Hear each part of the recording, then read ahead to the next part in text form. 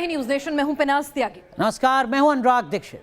घड़ी रात के 10 बजे का इशारा कर रही है और हम हाजिर हैं रोज की तरह दमदार 10 के साथ। दमदार 10 मतलब 10 न्यूज एलिमेंट। अगर दिन भर की खबरें आपने नहीं देखी हैं तो कोई बात नहीं, दमदार 10 आपको देश और दुनिया की तमाम खबरों से रूबरू कराएगा।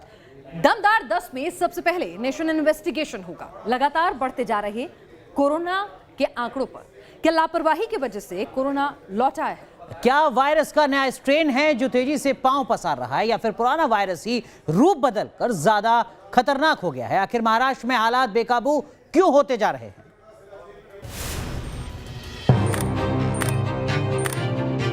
कोरोना खत्म हो गया?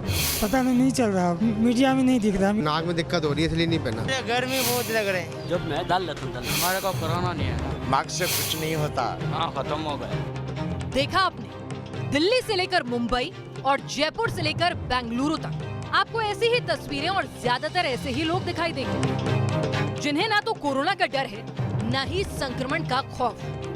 ये लोग इस कदर बेपरवाह हैं मानो कोरोना खत्म हो चुका हो। लेकिन रविवार को फिक्र बढ़ाने वाले दो आंकड़े सामने आए। पहला, संक्रमण दर पिछले साल दिसंबर के स्तर 1.85% पर पहुंच गई। दूसरा, बीते 24 घंटे में कोरोना के एक्टिव केस का आंकड़ा 2,10,000 हो गया है। देश में कोरोना के मरीज ही नहीं बढ़े बल्कि संक्रमण की दर भी बढ़ी है। बीते 24 घंटे में 25,000 से ज्यादा नए एक्टिव मरीज सामने आ गए हैं। ये 2.5 महीने में सबसे ज्यादा औसत है। कोरोना के तेज गति से फैलने की वजह क्या है? कौन है कोरोना के बढ़ते आंकड़ों के पीछे का सुपर स्प्रेडर? नेशन इन्वेस्टिगेशन में इसी की पड़ताल होगी। नेशन इन्वेस्टिगेशन की तफ्तीश को आगे बढ़ाएं। उससे पहले आपको बता दें कि कोरोना के रोज बढ़ रहे संक्रमण के आंकड़ों ने हालात एक बार फिर वैसे ही कर दिए हैं जैसे पिछले साल थे। पिछले हफ्ते की तुलना में इस हफ्ते कोरोना केस में 33% की बढ़ोतरी देखी गई है। बीते 6 हफ्तों में कोरोना से मरने वालों की संख्या सबसे ज्यादा 28% बढ़ी है। यानी पिछले एक हफ्ते में जिस रफ्तार से कोरोना केस बढ़े हैं, उसने दिसंबर के बाद के सभी आंकड़ों को पीछे छोड़ दिया है। सवाल यही है कि कोरोना का ये प्रकोप विदेशी वायरस के कारण है या फिर हम खुद सुपर स्प्रेडर बन गए हैं? कोरोना संक्रमण के लिए जिम्मेदार कौन? कोरोना की चेन को कौन बढ़ा रहा है? इसी तफ्तीश को हमने बेंगलुरु से आगे बढ़ाया तो कुछ ऐसे लोग भी सामने आए जो कोविड गाइडलाइंस को खुलेआम ठेंगा दिखाते नजर आए। मास्क पहना है आपने, लेकिन आपने तो पूरा अच्छी तरह से पहना नहीं। मास्क तो पूरा बंद करने के लिए। हमारे को कोरोना नहीं है ना। क्यों नहीं आएगा? कोरोना खत्म हुआ क्या?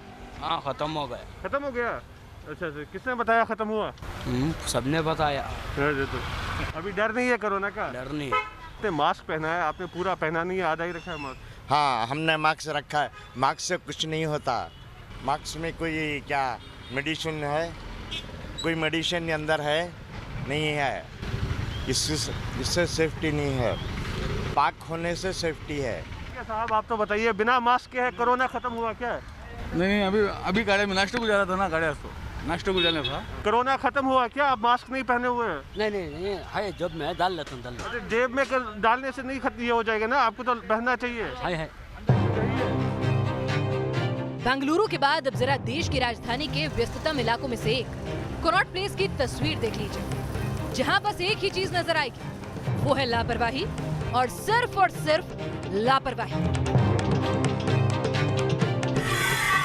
इस समय हम दिल्ली के राजीव चौक बाजार में हैं, कनॉट प्लेस पे मौजूद हैं।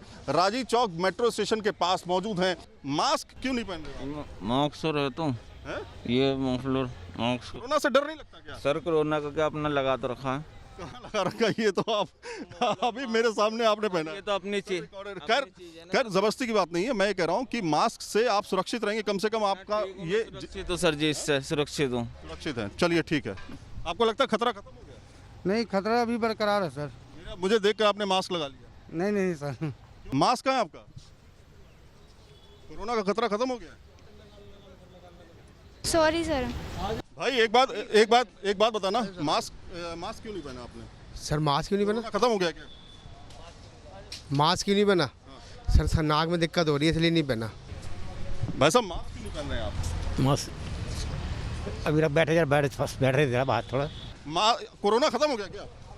पता नहीं चल रहा, मीडिया में नहीं दिख रहा, मीडिया से ही पता चलता था। जहाँ लगता है कि सामूहिक जगह है, मतलब एक साथ बहुत लोग हैं, तो वहाँ इसको ऊपर कर लेता हूँ। बस में, मेट्रो में चलता हूँ तो ऊपर लगा के चलता हूँ। अभी सड़क पे खाली जगह में कोरोना का खतरा आप कह रहे हैं खत्म हो गया? कोरोना पता नहीं चल रहा, पहले डर था, वो डर नहीं है। कोरोना खत्म हो गया है क्या?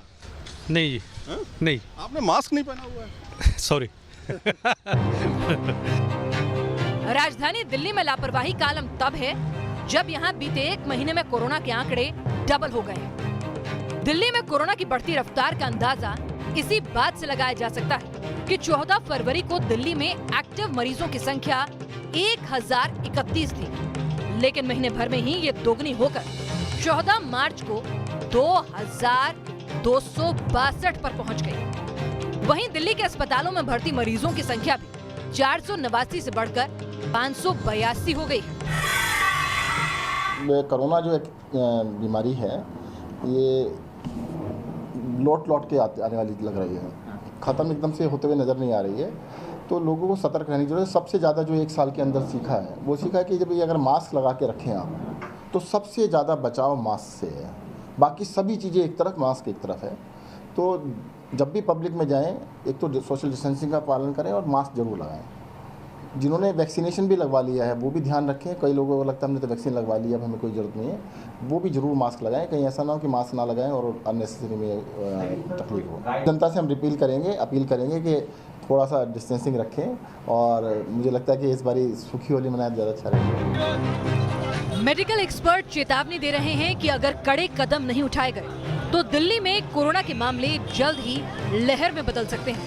हालांकि दिल्ली में रविवार को 0.6% पॉजिटिविटी रेट रहा। इससे पहले शनिवार को 419, शुक्रवार को 431, जबकि गुरुवार को 409 केस मिले थे। हालांकि दिल्ली के हेल्थ मिनिस्टर सत्येंद्र जैन ने कहा है कि रोज 400 से ज्यादा मामले चिंताजनक नहीं है। पॉजिटिविटी रेट अभी भी 1% से नीचे है। दिल्ली के अंदर में ऑलरेडी 50-60% लोगों को हो चुका है, तो दिल्ली के अंदर में जो ग्रोथ आएगी वो स्लो आएगी और बम्बई के बाद आएगी। लेकिन महाराष्ट्र में तो कोरोना बम फिर फूट चुका है। महाराष्ट्र में रविवार को 16,620 नए मामले सामने आए। मुंबई में एक दिन में कोरोना मरीजों का आंकड़ा 2000 के करीब पहुंच गया। मुंबई पर अब वापस लॉकडाउन का खतरा मंडरा रहा है, लेकिन मुंबई के लोगों को ये बात समझ में नहीं आ रही। लापरवाही फुल है। मुंबई की दादर सब्जी मंडी की तस्वीरें बेहद ही डराने वाली हैं, जहां कोरोना के खतरे से वाकिफ होने के बाद भी भीड़ न सिर्फ सोशल डिस्टेंसिंग की धज्जियां उड़ा रही है, बल्कि लोगों के चेहरे से मास्क भी गायब है। पहिला नंबर की आपण जर मुंबईच्या केसेस बघितल्या तर जरूर मुंबईच्या केसेस वाढत आहेत, परंतु या केसेसमध्ये 85% केसेस एसिम्प्टोमॅटिक आहेत। महाराष्ट्र के स्वास्थ्य अधिकारियों के मुताबिक मुंबई में पहले एक घर में से 1 से 2 पॉजिटिव लोग मिल रहे थे, लेकिन अब पूरा का पूरा परिवार वायरस से संक्रमित हो रहा है।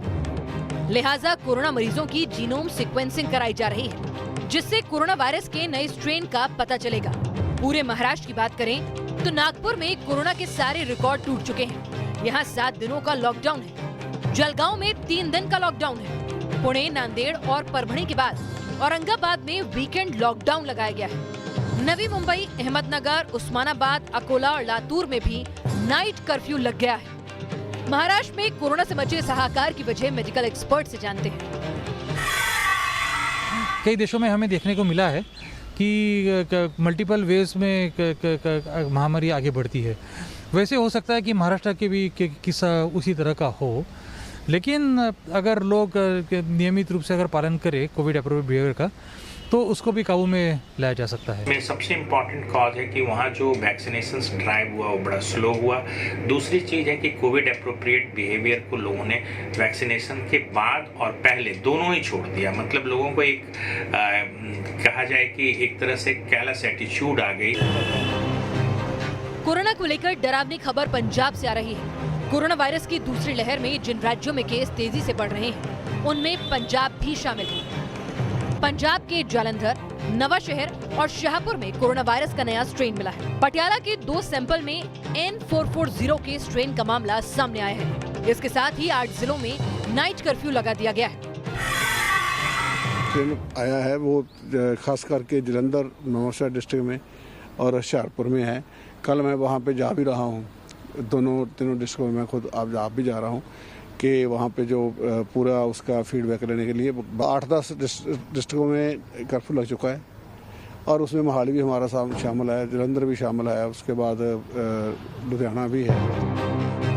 मध्य प्रदेश में भी कोरोना के बढ़ते मामलों को देखते हुए सख्ती की तैयारी हो रही है। इंदौर और भोपाल में नाइट कर्फ्यू लगाने पर पहले ही विचार किया जा रहा है। मध्य प्रदेश में कोरोना के यूके स्ट्रेन की पुष्टि हो गई है। देश के कोविड ग्राफ की बात करें तो कोरोना की दूसरी लहर के साथ ही पिछले 4 हफ्तों में मामले दोगुने हो चुके हैं। इस साल 8 फरवरी से 14 फरवरी के हफ्ते में कोरोना के 77,284 एक्टिव केस थे, लेकिन एक महीने बाद 8 से 14 मार्च के बीच ये आंकड़ा डबल यानी 1,55,909 हो गया। कोरोना पॉजिटिविटी की बढ़ती रफ्तार की असल वजह क्या है, ये सवाल नेशन इन्वेस्टिगेशन की टीम ने ICMR के कम्युनिकेबल डिसीज के डायरेक्टर डॉक्टर सिमरन पांडा से पूछा, तो उनका जवाब क्या था, आप खुद सुनिए।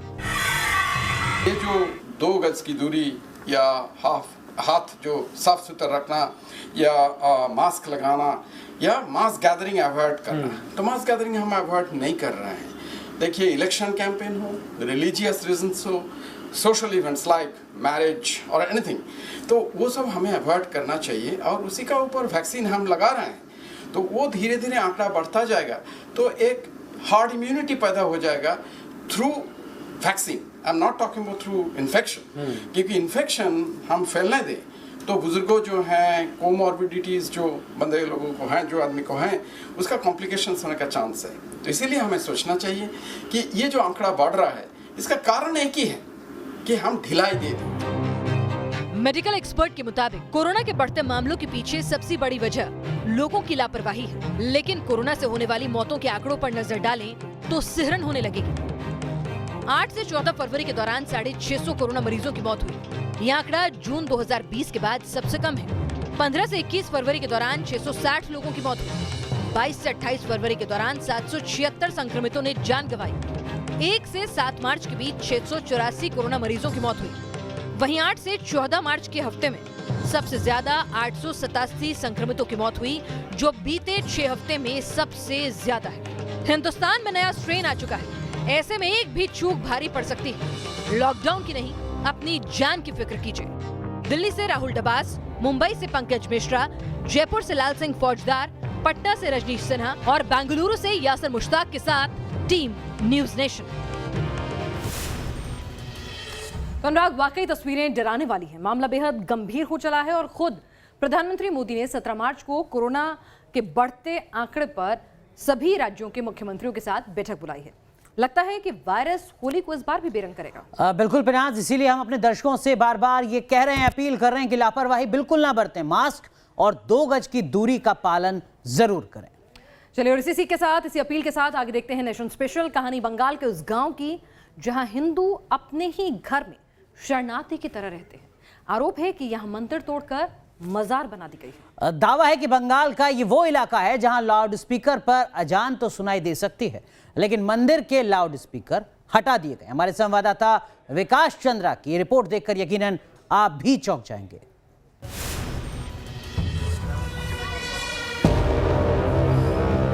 ये मुस्लिम समाज की जमीन है, इसलिए वो लोग बोलता है कि ये हम रास्ता नहीं दे सकते इसके। बेदी तोड़ के तरका तो बना लिया। 7 बीघा जमीन जो है फिलहाल मुस्लिम का अंदर में है, जमीन भी नहीं छोड़ता। बांग्लादेश वहाँ से चल रही है।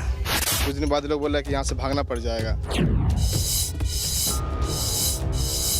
चेहरे अलग अलग हैं, लेकिन सबका दर्द एक जैसा है। हैरानी हमें भी है कि सबकी जुबान पर एक सी बात क्यों है, सबका आरोप एक जैसा क्यों है। लेकिन बात है क्या, पहले उसे सुन लेते हैं ताकि आगे की बात आपको और अच्छे से समझ में आ सके। बस्ती का रास्ता बंद कर देने का आरोप है, मैदान में बच्चों को नहीं खेलने देने का आरोप, मंदिर की जमीन पर मुस्लिमों का कब्जा कर लेने का आरोप, काली मां की बेदी को तोड़कर मजार बना लेने का आरोप। कहा जा रहा है कि अजान तो गूंजती है, लेकिन मंदिर से लाउड स्पीकर हटवा दिया जाता है। ये हालें बयां है हिंदुस्तान के उस हिस्से का जहां कुछ हिंदू परिवार अपने ही घर में शरणार्थी जैसा सितम झेलने की बात कह रहे हैं, वो भी हर रोज पल पर। आपके मन में सवाल आ रहा होगा कि हिंदुस्तान में ऐसा मुमकिन कैसे है? हिंदुओं को प्रताड़ित करने के आरोपों में कितना दम है? न्यूज नेशन ने इसकी पड़ताल ग्राउंड जीरो पर पहुंचकर की। न्यूज नेशन रिपोर्टर विकास चंद्रा पश्चिम बंगाल में है। इलेक्शन की कवरेज में इसी दौरान वो नादिया पहुंचे। ये नादिया का नक्काशी पाड़ा ब्लॉक है। गांव है आर पाड़ा। यहाँ रहने वाले हिंदुओं का आरोप है कि उनका उत्पीड़न हो रहा है। उनकी जमीन पर जबरन कब्जा किया जा रहा है। प्रशासन के पास शिकायत करने पर कुछ भी नहीं होता। नादिया जिले के पलासीपड़ा विधानसभा क्षेत्र का ये आरपाड़ा गांव है। मेरे दाहिनी तरफ हिंदू आबादी है। लगभग 200-250 घर हिंदुओं के हैं, लेकिन स्थिति यहाँ बिल्कुल सामान्य नहीं है। इस खाली पड़े मैदान से हमने अपनी पड़ताल शुरू की। यहाँ हमें पुराने बरगद और पीपल के पेड़ मिले और ठीक उसके बगल में ये मजार। स्थानीय हिंदुओं का आरोप है कि यहाँ पहले माँ काली की बेदी हुआ करती थी, जिसे रातों रात तोड़कर मजार बना दिया गया और पूरी जमीन कब्जा ली गई। हमें जानकारी मिली कि पहले यहाँ काली बेदी भी था, यहाँ लोग पूजा भी करते थे। हाँ था, वो हम लोग तो छोटे छोटे था, लेकिन अब तो मजार बन गया। हाँ अब तो देख सके हो जो यहाँ का बहुत हम लोग जो छोटा से देख रहा है। ये एक पेड़ था, पेड़ का नीचे एक वेदी था। वेदी थे हिंदू भाई वो सकले पूजा देते हैं हर रोज। 6-7 वर्ष पहले ही वो लोग तो कह रहा है ये हमारा ज़मीन है, ये हमारा ज़मीन है, यहाँ से कोई खेलने नहीं दूंगा, मैं ये वेदी तोड़ कर तो बना लिया। स्थानीय लोगों की पड़ताल में ये बात सामने आई कि इस टूटी फूटी मजार पर कोई इबादत करने भी शायद ही आता है। तो सवाल है, क्या सिर्फ जमीन पर कब्जा करने की नियत से रातों रात नकली कब्र बनाने का खेल शुरू हुआ? सच क्या है? पहले इस बरगद के नीचे ब्रह्म स्थान था, जिसको तोड़ दिया गया, खत्म कर दिया गया। उस पेड़ के नीचे काली बेदी थी, जहाँ काली पूजा होती थी, जिसे रातों रात कब्जा करके नकली कब्र बनाकर मजार में तब्दील कर दिया गया।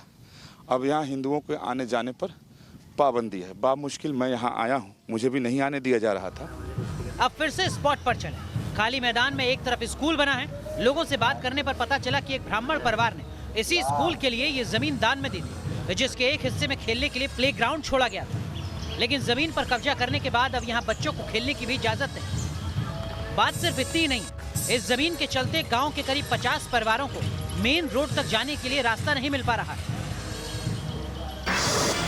इधर के ये मुस्लिम समाज की जमीन है। हाँ, ये मुस्लिम समाज की जमीन है, इसलिए वो लोग बोलता है कि ये हम रास्ता नहीं दे सकते इसके यहाँ से। और एक बिजली की बंद कर देंगे तो कहाँ से आएंगे जाएंगे ये लोग? ये लोग बंद कर देगा तो इन लोगों को जाने का कोई रास्ता नहीं, घूम के आना पड़ेगा। कम से कम 4-5 किलोमीटर घूम के आना पड़ेगा।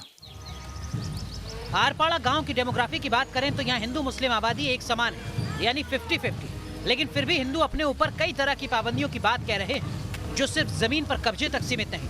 पूजा पाठ और धार्मिक रीति रिवाज हर तरफ टोका-टाकी है। जो जानकारी मिली कि ये जमीन आरपाड़ा के ही एक ब्राह्मण परिवार का था, जिन्होंने स्कूल को दान दिया था। स्कूल तो है और आधा मैदान था बच्चों के खेलने के लिए, और अब उस पर कब्जा किया जा चुका है। यानी लैंड जिहाद का एक जीता जागता नमूना ठीक मेरे पीछे है, और वो भी पूरी दादागिरी के साथ। इस पूरे गांव में एक बात समझ में आई कि लोग मीडिया से बात करने से कतराते हैं। वजह समझ में आती है, एक खास वर्ग का दबदबा है। फिर कुछ लोगों ने कैमरे पर बोलने की हिम्मत जुटाई। आप लोग लाउड स्पीकर नहीं बजा सकते, हरिनाम संकीर्तन नहीं कर सकते। लाउड स्पीकर जोर से বাজানোর के लिए বাধাপ্রাপ্ত করে এরা অন্যান্য সম্প্রদায় যারা আছে তারা বাধা সৃষ্টি করে লাউড স্পিকার জোরে বাজালে। অনেক সময় পুজো অনুষ্ঠানের ক্ষেত্রে রাস্তা দিয়ে অনেক আমাদের হিন্দু মহিলারা যাতায়াত করে। প্রতিবেশী গ্রাম যে সমস্ত এই মেলায় অংশগ্রহণ করে মুসলিম সম্প্রদায় যে সমস্ত ব্যক্তি এখানকার মুসলিম আমাদের হিন্দু সম্প্রদায় से টোন টিক্কারও করে।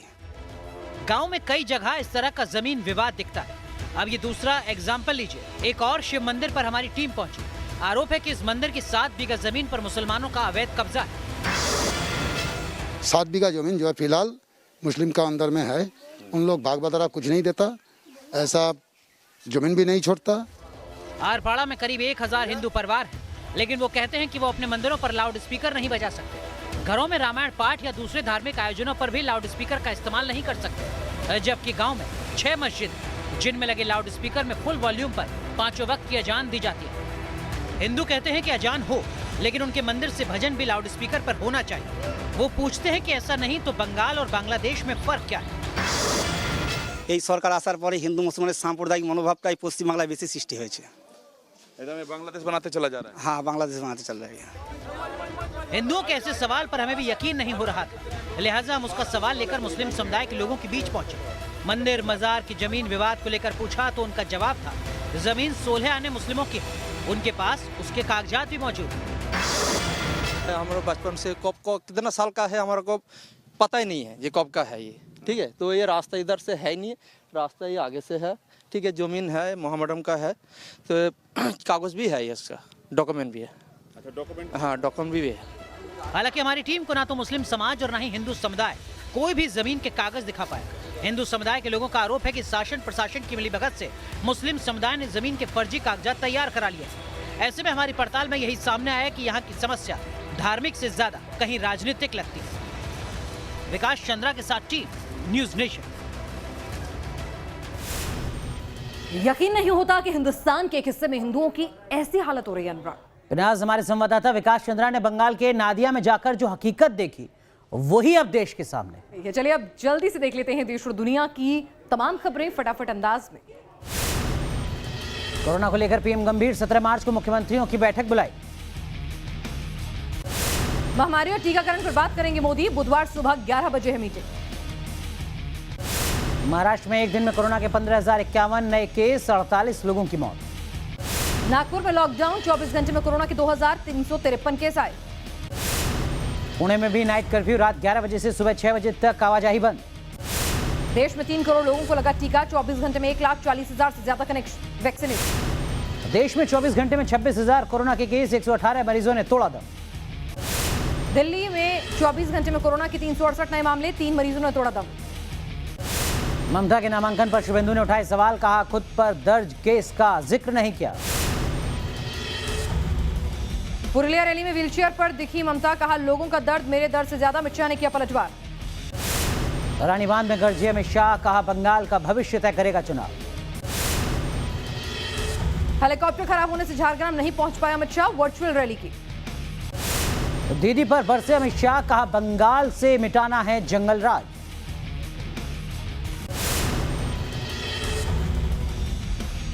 झारग्राम में शाह की रैली से पहले एक घमासान, पुलिस से भिड़े बीजेपी कार्यकर्ता। एक्ट्रेस पायल सरकार ने खेला होबिक पर तंज, कहा बेहाल इससे हैं बीजेपी उम्मीदवार।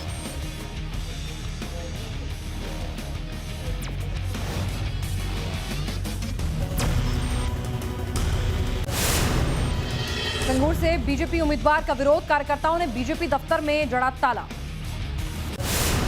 हावड़ा में भिड़े टीएमसी बीजेपी कार्यकर्ता, 15 लोग घायल। बाटला हाउस एनकाउंटर केस में आया फैसला, आतंकी आरिज खान को सजाए मौत। एनसीटी एक्ट पर केजरीवाल केंद्र आमने सामने, केंद्र पर ताकत कम करने का लगाया आरोप। असम में अमित शाह का कांग्रेस पर निशाना, यूडीआईएफ से गठबंधन पर उठाए सवाल। दिल्ली, केरल, कर्नाटक समेत 7 राज्यों में एनआईए की रेड, आईएसआईएस मॉड्यूल से जुड़े 3 लोग गिरफ्तार। बीएसपी सुप्रीमो मायावती का बड़ा बयान, कहा विधानसभा चुनाव वाले 4 राज्यों में अकेले लड़ेगी बीएसपी। यूपी में एनकाउंटर पर ओवैसी ने उठाए सवाल, धर्म विशेष को टारगेट करने का आरोप। राज्यसभा में विदेश मंत्री एस जयशंकर का बयान, ब्रिटेन में बढ़ रहा है रेसिज्म। लंबे वक्त बाद खुला दिल्ली का गाजीपुर बॉर्डर का एक हिस्सा, किसान आंदोलन की वजह से था बंद। आसनसोल में संयुक्त किसान मोर्चा की हुई रैली, किसान नेताओं ने केंद्र सरकार पर किया हमला। शिवपाल यादव ने फिर दिए समाजवादी पार्टी से तालमेल के संकेत, कहा अब अखिलेश करें बात। 2 दिनों की हड़ताल पर बैंक कर्मचारी निजीकरण का कर रहे हैं विरोध। शोपिया में सुरक्षा बलों को बड़ी कामयाबी, जैश का बड़ा कमांडर सज्जाद अफगानी ढेर। इटावा में बेटे ने पिता को मारी गोली, प्रेम प्रसंग का है मामला। कानपुर में शादी के मंडप में दुल्हन का शादी से इनकार, दूल्हा बदलने का आरोप। गोरखपुर में लूटपाट करने वाले 3 बदमाश गिरफ्तार, लूट का सामान बरामद। संभल में नकली शराब ने ली 3 लोगों की जान, पुलिस ने कहा प्रधान प्रत्याशी ने बांटी थी शराब। आमिर खान ने मोबाइल से दूरी बनाने के बाद अब सोशल मीडिया को भी बाय बाय कहा। सोशल मीडिया छोड़ना आमिर की प्रमोशनल स्ट्रेटेजी, आने वाली है फिल्म लाल सिंह चड्ढा। देश का पहला सेंट्रलाइज्ड एसी रेलवे स्टेशन बना बेंगलुरु जंक्शन, मिलेगी एयरपोर्ट जैसी सुविधा। बिजनौर में अवैध हथियार फैक्ट्री पर रेड, तमंचों के साथ एक गिरफ्तार। गाजियाबाद में टोल कर्मचारी से मारपीट, सीसीटीवी तस्वीरों से आरोपियों की तलाश।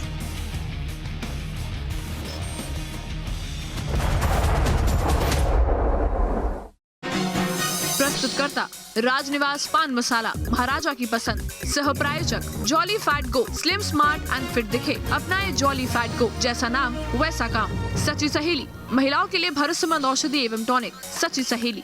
MDH का अचारी आलू मसाला कमाल है, आलू में अचार का मजा, MDH अचारी आलू मसाला। कोरोना के बढ़ते केसेस के बीच पीएम मोदी ने बुलाई अहम बैठक। 17 मार्च को राज्यों के मुख्यमंत्रियों के साथ करेंगे वीडियो कॉन्फ्रेंसिंग के जरिए मंथन। वैक्सीनेशन का भी लेंगे अपडेट। बदरुद्दीन की पार्टी से कांग्रेस के गठबंधन पर अमित शाह ने बोला हमला, कहा असम की अस्मिता की बात करने वालों ने अजमल से किया अलायंस। घुसपैठियों पर चुप्पी पर भी उठाए सवाल। बंगाल के हुगली में टिकट बंटवारे पर संग्राम, बीजेपी कार्यालय में जमकर तोड़फोड़, दूसरी पार्टी से आए शख्स को उम्मीदवार बनाए जाने पर फूटा गुस्सा। दिल्ली, केरल और कर्नाटक समेत 7 राज्यों में एनआईए की छापेमारी, ISIS मॉड्यूल से जुड़े लोगों पर कसा शिकंजा। एजेंसी ने 3 लोगों को किया गिरफ्तार। अमेरिका के कोलोराडो और साउथ डकोटा में बर्फ का बवंडर, स्नोस्टॉर्म की वजह से सड़क से लेकर एयरपोर्ट तक बिछी सफेद चादर, प्रशासन ने जारी किया अलर्ट।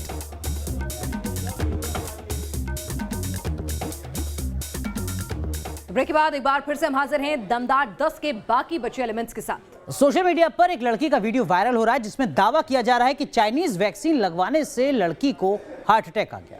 क्या वाकई ऐसा हुआ या बात कुछ और है? लाई डिटेक्टर टेस्ट की रिपोर्ट क्या कहती है, पड़ताल करते हैं। कोरोना वैक्सीन से हार्ट अटैक होने का सच।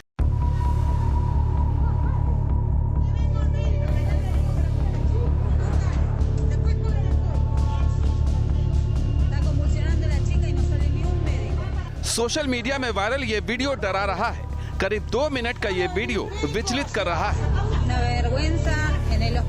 वीडियो में एक लड़की जमीन पर पड़ी है, ये लगातार पूरी तरह कांप रही है। एक युवक लड़की के ठीक सामने बैठा है जिसने अपने हाथ से लड़की की पीठ को थाम रखा है। वीडियो में जितने भी लोग दिखाई दे रहे हैं सभी के हाव भाव उड़े हुए हैं। लोगों की बेचैनी इस वीडियो में सुनाई दे रही आवाज से साफ समझी जा सकती है। दावा है कि कोरोना वैक्सीन लगने के बाद लड़की को हार्ट अटैक आ गया। दावे के मुताबिक इस लड़की को चीन में बनी वैक्सीन लगी थी। दावा यह भी है कि वायरल वीडियो अर्जेंटीना का है। ये बात तो तय है कि वीडियो कोरोना काल का ही है, क्योंकि वीडियो में एक और जो महिला नजर आ रही है उसने अपने मुंह पर मास्क लगा रखा है। यह जमीन पर कांपती लड़की के पास आती है और उसे संभालने की कोशिश करती है, जिसके बाद ये लड़का अंदर की तरफ जाता है।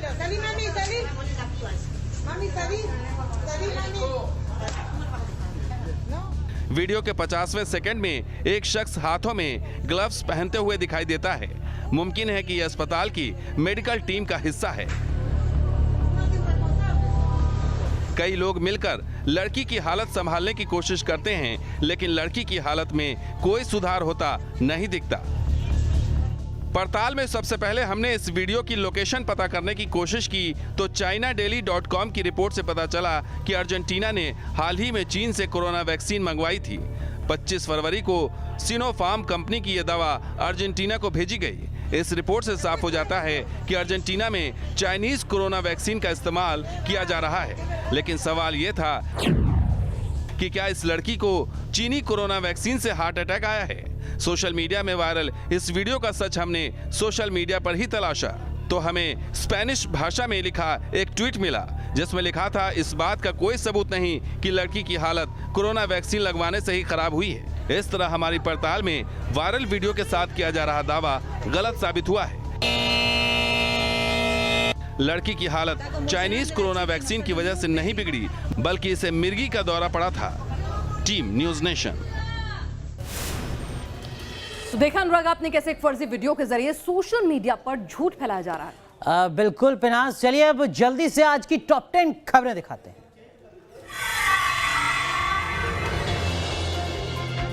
क्या सामने आ रहे हैं कोरोना वैक्सीन के साइड इफेक्ट? भारत में इस्तेमाल की जा रही एस्ट्राजेनेका की कोरोना वैक्सीन से खून का थक्का जमने की कुछ रिपोर्ट सामने आई है, जिसके बाद भारत ने इस वैक्सीन की समीक्षा करने का फैसला किया है। वहीं CSIR के DG का कहना है कि टीकाकरण पर रोक लगाने की जरूरत नहीं है। रोक लगाना उचित नहीं रहेगा कहीं पे भी वैक्सीन पे, क्योंकि आज के दिन में हमारा मुख्य उद्देश्य ये होगा कि कम से कम वक्त में ज़्यादा से ज़्यादा लोगों को वैक्सीनेट करना। भारत में 80% टीकाकरण इसी वैक्सीन के जरिए किया जा रहा है। राहत की बात यह है कि भारत में कोरोना वैक्सीन के साइड इफेक्ट्स के बहुत ही कम मामले सामने आए हैं।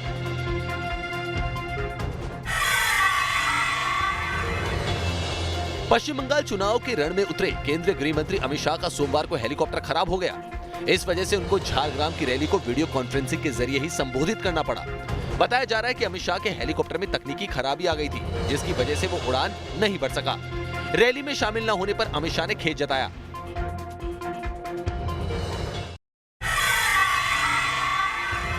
बंगाल चुनाव में बीजेपी के स्टार कैंपेनर और सांसद रवि किशन ने फगुआ मूड में ममता बनर्जी पर चुटकी ली।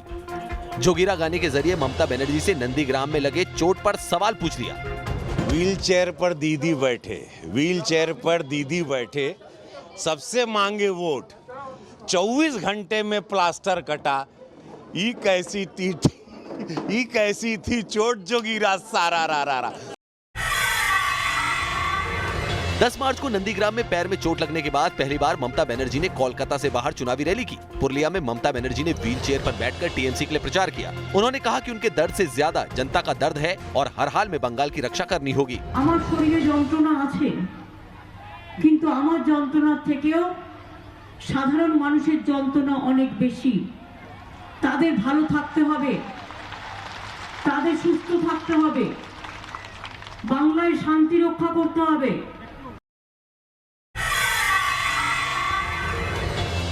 पहले वीडियो बनाया और उसके बाद नस काटकर सुसाइड की कोशिश। ये हाई वोल्टेज ड्रामा है भाजपा सांसद कौशल किशोर के घर का। लड़ नहीं सकते, लड़के देगा, मांग के देगा तुमको, नहीं सब झूठ झूठ बोलते, तुमको मार सकते थे, तुमको हाथ तक नहीं लगाने देते थे किसी को। वही अंकिता के ससुर कौशल किशोर का कहना है कि अंकिता उनकी छवि खराब करने की कोशिश कर रही है। अब वो जानबूझ करके हमारी छवि को धूमिल करने का काम कर रही है और इसके पीछे जो लोग लगे हुए हैं, कुछ लोग लगे हुए हैं।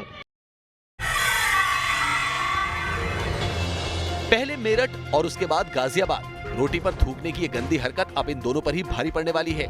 नौशाद नाम का ये शख्स रोटी पर थूकता हुआ नजर आया था, जिसके बाद पुलिस हरकत में आई और नौशाद को गिरफ्तार किया गया और अब नौशाद पर रासुका लगाने की तैयारी चल रही है। वहीं गाजियाबाद में भी इसी तरह का वाकया देखने को मिला। यहाँ सगाई के दौरान मोहसिन नाम के शख्स का तंदूरी रोटी पर थूकने का वीडियो वायरल हुआ। तो जिस तरीके के मामले आ रहे हैं, तो किस मानसिकता के तहत ये थूका जा रहा रोटियों पे? सभी धर्मों के लिए बात हिंदू और मुस्लिम और सिख ईसाई की नहीं है, ये तो बिल्कुल ही जिहादी मानसिकता है। इसको लेकर हमने रासुका की मांग उठाई थी। माना जा रहा है कि नौशाद और मोहसिन पर बड़ा एक्शन लिया जा सकता है। यूपी में हुए एनकाउंटर में ओवैसी ने हिंदू मुस्लिम की सियासत का तड़का मिलाकर पेश किया। मौका था यूपी के बलरामपुर में रैली का, जहां उन्होंने योगी सरकार पर निशाना साधा कि जब से बीजेपी की सरकार बनी 2017 से 2020 के दरमियान में 6,775 एनकाउंटर हुए, 6,475 एनकाउंटर हुए, जिसमें से मरने वालों की तादाद 37% मुसलमानों की। सुना आपने, ओवैसी कह रहे हैं कि यूपी में मुसलमानों पर जुल्म हो रहा है। देखिए, वो हिंदू और मुसलमान के रूप में देखते हैं और सरकार या पुलिस अपराधी के रूप में देखती है। बॉलीवुड एक्ट्रेस गौहर खान के खिलाफ बीएमसी ने एफआईआर दर्ज की है। गौहर पर आरोप है कि उन्होंने कोरोना पॉजिटिव होने के बावजूद भी शूटिंग जारी रखी, जिसके बाद बीएमसी हरकत में आ गई और उनके खिलाफ केस दर्ज किया गया। जानकारी के मुताबिक गौहर ने मुंबई में 11 मार्च को कोविड टेस्ट करवाया था, जिसके बाद वो दिल्ली चली गई। रिपोर्ट पॉजिटिव आने पर बीएमसी के लोगों ने उनसे संपर्क साधने की कोशिश की, लेकिन गौहर ने कोई जवाब नहीं दिया। टीम इंडिया के तेज गेंदबाज जसप्रीत बुमराह स्पोर्ट्स एंकर संजना गणेशन के साथ शादी के बंधन में बंध गए। बुमराह और संजना ने एक बेहद निजी कार्यक्रम में शादी की, जिसमें एक दूसरे के परिवार वाले और करीबी दोस्त शामिल हुए। बुमराह और संजना पिछले कुछ दिनों से सोशल मीडिया पर ट्रेंड कर रहे हैं। हालांकि ये बात भी ध्यान देने वाली है कि दोनों में से किसी ने भी अपने रिश्ते की पुष्टि नहीं की थी। बंगाल के कलियाचक में चौंकाने वाला मामला सामने आया, जहां अपराधियों ने दबंगई दिखाते हुए पुलिस पर ही हमला बोल दिया। ये घटना तब घटी जब पुलिस टीम हत्या के मामले में एक आरोपी को गिरफ्तार करने गई थी, लेकिन उल्टा उन पर ही हमला हो गया। इस घटना में एक एसआई, 2 कांस्टेबल और सिविक वॉलंटियर सहित 4 पुलिसकर्मी घायल हो गए। इस मामले में पुलिस ने अब तक 8 लोगों को गिरफ्तार किया है। ब्रेक के बाद एक बार फिर से दमदार 10 में आपका स्वागत है और वक्त हो गया है आज की अच्छी खबर का। और आज की अच्छी खबर यह है कि IIT के वैज्ञानिकों ने हाइड्रोजन से बिजली बनाने का कमाल कर दिखाया है और ये बेहद बड़ी कामयाबी है और इसे हासिल करने वाला भारत पहला देश बना है।